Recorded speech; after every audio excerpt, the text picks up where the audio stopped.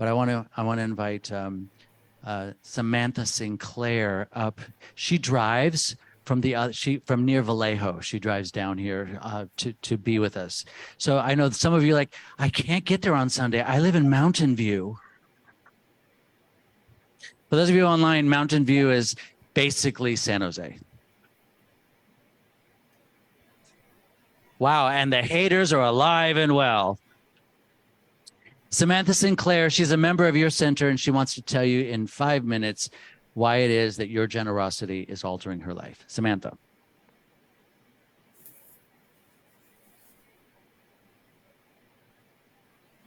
Good morning, good afternoon almost, right? 11:30, and wherever you are in the world, happy Sunday. So good to be with you. So I found this center during the pandemic.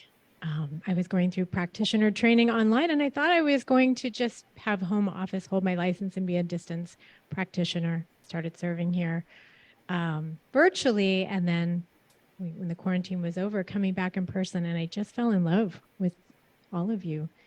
I thought, I got to come down here. There's something going on in this place.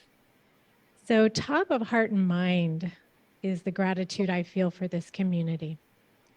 So every time I come here, I get so filled by the uplifting message and song and the kind, positive people. And even when the world seems unsteady, and we all know that's just an idea, but it does seem unsteady sometimes. And sometimes I feel weary. It's comforting to know I can lean into this community for support, and I can be support of this community, which is such a blessing. So I received a pet goose when I was a little girl. My dad got it for me for Easter, and I named him Henry. He was a cute little yellow fuzzle. And we lived in the suburbs, so it's not an ideal place to raise a goose. Nevertheless, he managed to grow into a strapping white goose. And we went from being this little tiny little thing that would jump in my lap to this giant goose who would plump down into my lap and start to nuzzle his long white neck around mine and kind of give me goose kisses. He thought he was grooming me. Maybe I needed it. I don't know. I was a dirty little kid. But I was an only child, and we became fast and furious friends. But we'd play this game, this hide and seek. I'd hide, and Henry would find me. And when he would find me, he would stretch out his wings, and he would flap his wings and honk excitedly. And he was rather loud, so our neighbors complained.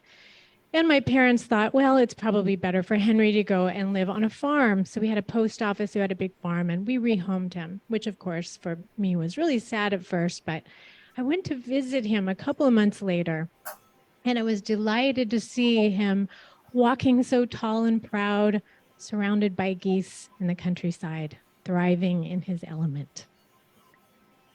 So I've always been fascinated by geese. You know, my grandmother, who kind of sort of raised me in a way, she was known as Granny Goose. Yeah. And so I've always been marveling at these geese. And you see them flying, you know, when they're migrating. They migrate thousands of miles, and they fly in this perfect V formation. Why do they do that?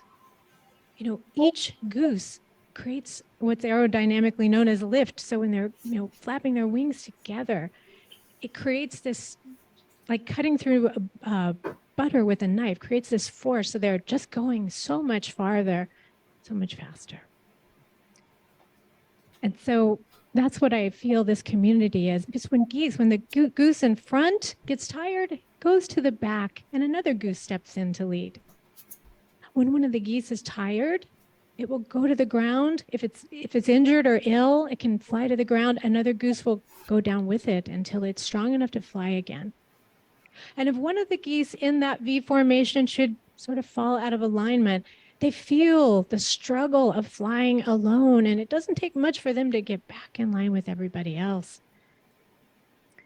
So I speak to you of geese because that's what this community is for me. It's this sanctuary for me to know I'm not alone. You know, there were some dark times during the quarantine when I was really alone and isolated, but I always tuned into this community. I felt so uplifted. So I want to share a beautiful poem that many of you may know, and a few of you may not. It's called Wild Geese by Mary Oliver. And I say this because when Reverend David said refugee from other faiths, there was a time when I did not feel sacred. And so this poem really reminds me of what this community gives me about myself and all of you. You do not have to be good. You do not have to walk on your knees for 100 miles through the desert repenting. You only have to let the soft animal of your body love what it loves. Tell me about despair, yours, and I'll tell you mine. Meanwhile, the world goes on. Meanwhile, the sun and the clear pebbles of the rain are moving across the landscapes, over the prairies and the deep trees, the mountains and the rivers. Meanwhile, the wild geese, high in the clean blue air, are heading home again.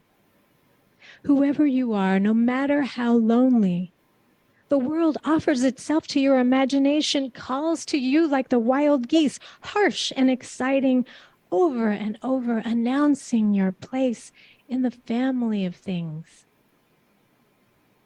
There's an African proverb, if you want to go fast, go alone. But if you want to go far, go together. So today, especially, I'm grateful I have a flock. This community is here to uplift, and it powers my life. That we together are better able to create a world that works for everyone. A world of love, of connection, of peace, of joy, and a world where everyone knows their place in the family of things, in this thing called life. Thank you.